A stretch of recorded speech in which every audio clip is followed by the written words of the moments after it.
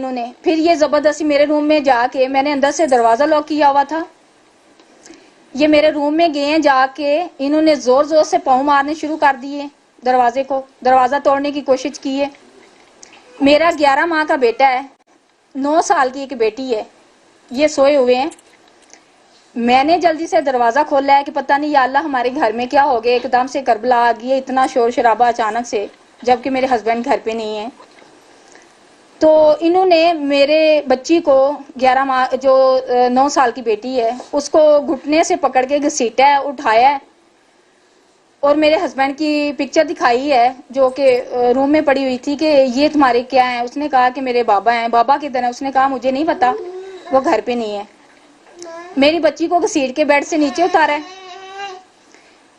یہ 11 ماہ کا میرا بیٹا ہے، اس کو سوئے ہوئے کے بازو سے پکڑ کے گھسیٹا ہے اٹھا کے، اور مجھے زبردستی گھسیٹ کے سیڑھیوں سے نیچے لے کے آئے ہیں 3rd فلور سے۔ میرے سر پہ چادر نہیں تھی، میرے پاؤں پہ جوتا نہیں تھا،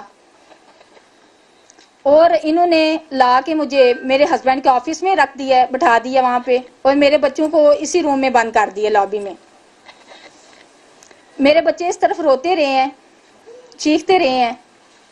میں وہاں پہ بیٹھی تھی آفس میں، میرے ننگے پاؤں تھے، یہ میرے پاؤں پہ جو ان کا ہیڈ تھا ان کو میں پہچانتی ہوں، انہوں نے ماسک پہنا ہوا تھا، چند سیکنڈ کے لیے وہ فیس صاف کرنے کے لیے ماسک اتارتے ہیں، میں ان کو پہچانتی ہوں فیس سے۔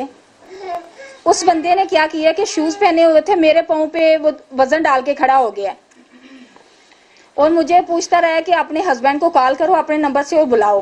میرے نمبر سے میرے ہسبینڈ کے جتنے بھی نمبر تھے سب پہ کال کی ہے۔ میرے ہسبینڈ کسی آؤٹ آف کنٹری گئے ہوئے تھے جہاں پہ کوئی سگنل پرابلم تھی، ان کا نیٹ موبائل کام نہیں کر رہا تھا۔ انہوں نے جتنے بھی نمبر تھے سب پہ کال ہی کی ہیں، نمبر بن جا رہا تھا۔ یہ مجھے کہتے رہے ہیں کہ تم جھوٹ بول رہی ہو، تمہیں پتہ ہے کہ چودھری صاحب کہاں ہیں؟ میں نے کہا میں ایک ہاؤس وائف ہوں، ان کی سوشل لائف ہے، مجھے نہیں پتا کہ چودھری صاحب کہاں گئے ہیں۔ ان کو ہزاروں دن میں کام ہوتے ہیں، ہزاروں لوگوں سے انہوں نے ملنا ہوتا ہے، تو ہر کام وہ مجھے بتا کے نہیں کرتے ہیں، نہ مجھے بتاتے ہیں وہ کہاں جا رہے ہیں، کہاں سے آ رہے ہیں۔ میں نے کبھی ان کی لائف میں انٹرفیئر نہیں کیا، مجھے اس چیز کا کوئی علم نہیں ہے۔ انہوں نے مجھے تشدد کیا، مجھے گندی گالی گلوچ کی میرے ساتھ، اور مجھے تو شرم آ رہی ہے، میں بتا نہیں سکتی ہوں آپ بہن بھائیوں کو کہ انہوں نے جو میرے ساتھ سلوک کیا، جو بدتمیزی میرے ساتھ کی، جو انہوں نے لینگویج یوز کی میرے ساتھ۔ بہن کے ساتھ کیا ہوگا، میری بہن کے ساتھ کیا ہوگا؟ ایسا دور میں نہیں سمجھتا اس خطے میں، دنیا میں 500 سال میں کبھی آیا ہے کہ لوگوں کے گھروں میں گھس کر جس قسم کا تشدد ہم نے ابھی سنا یہاں ہوا ہے، یہ چنگیز خان کے دور میں بھی نہیں میرا خیال ہوا ہوگا۔ اتنی عزت وہ بھی رکھتے تھے چار دیواری کی۔